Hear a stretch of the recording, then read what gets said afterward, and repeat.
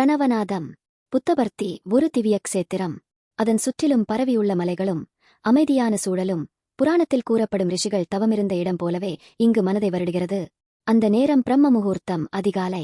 சிறிய காற்றுத் தென்றல் வீசுகிறது. பறவைகள் கிலிகிலி சென்று பாடுகின்றன. அந்த அமைதியான பிரசாந்தி நிலையம் எனும் மகான பிரதேசத்தில் காலை 5 மணிக்கு மகாராஷ்டிர மாநிலம் நாசிக்கில் இருந்து வந்த போல்கோர் மகாஷயர் 12 மணி நேரமாக ஒலித்த ஓம் நாதத்தை முழங்கினார். இப்போது பக்தர்கள் சாதகர்கள் மௌனமாக மண்டபத்தில் அமர்ந்துள்ளனர். சில நிமிடங்களில் வரிசையாக அவர்கள் கோவிலுக்குள் அழைக்கப்படுகின்றனர். முழு ஹாலும் நிரம்பியதும் விளக்குகள் அணைக்கப்பட்டு கதவுகள் மூடப்படுகின்றன. முற்பகல் 5:20 நேரம்.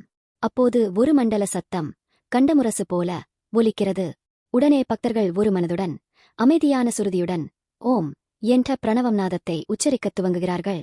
ஓம் இதி ஏகாக்ஷரம் பிரம்மா என உபநிடத்களில் சொல்லப்படுகிறது. இதுவே பரபிரம்மத்தின் ஸ்வரூபமான மந்திரம். இந்த பிரணவ ஜபம் மூலம் மனம் தியான நிலையில் நிலைத்து ஆனந்த அனுபவம் ஏற்படுகிறது. பிரணவம் என்றால் என்ன? விசுவம் முழுவதையும் தாங்கி நிறைந்திருப்பது ஒரே ஒரு நாதம். அதுவே ஓங்காரம். அதுவே பிரணவம். நதிகள் கலகலக்கும் ஓசை, கடல் அலைகளின் ஓசை, மனிதனின் நிசுவாசமும் உச்வாசமும் அனைத்தும் ஓங்காரநாதமே. பல்லக்கை தூக்கும் தொழிலாளிகள், உடைகள் சுத்தம் செய்யும் மக்கள் அவர்களின் உழைப்பை சமநிலைப்படுத்த ஓம் நாதத்தை மனதில் கூறுகின்றனர். பகவான் ஸ்ரீ சத்திய சாயி பாபா சொல்வது போல் பிரணவத்தை உணர்ந்துணர்ந்து ஜபித்தால் வாழ்க்கையின் பாரங்களை அகற்ற முடியும். ரயிலுக்கு இன்ஜின் எப்படி சகல பெட்டிகளையும் இழுத்துச் செல்ல உதவுகிறது, அதுபோல் பிரணவநாதமே சகல மந்திரங்களுக்கும் சக்தியை அளிக்கிறது. ஓம் என்ற ஒரே மந்திரத்தை உச்சரிப்பது அனைத்து வேதங்களின் சாரத்தையும் உச்சரிப்பதைப் போலவே ஆகும். அந்த நாள் 20 முறை பிரணவ ஜபம் நடைபெற்றது. அந்த ஆன்மீக அலைகள் அதிகாலை காற்றோடு கலந்து வியாபித்தன. சுப்ரபாதம் ஏன் தேவையானது? பிறகு நிகழ்ந்தது சுப்ரபாதம். பகவானை எழுப்புவது போல ஒரு நிகழ்ச்சி. அவர் தூங்குவதா? உண்மையில் இது நம்மையே விழிக்கச் செய்கிறது.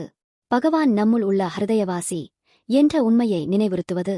நம்முள் உள்ள விவேகத்தை எழுப்புவதற்கே சுப்ரபாதத்தின் அர்த்தம். ஒரு அனுபவம். ஒரு சிவராமன் அன்று தீபால பிச்சைய சாஸ்திரிகள் பிரசாந்தி நிலையத்தில் அமர்ந்து பக்தியுடன் பாடல்களில் ஈடுபட்டிருந்தார். அவரது மனத்தில் ஒரு ஆசை எழுந்தது. பகவான் சாயிநாதர் தூங்கும் போது அவரை காண வேண்டும். அந்த இரவு 11 மணிக்கு பாபா அவரை நேர்காணல் அறைக்குள் அழைத்து பேச ஆரம்பித்தார்.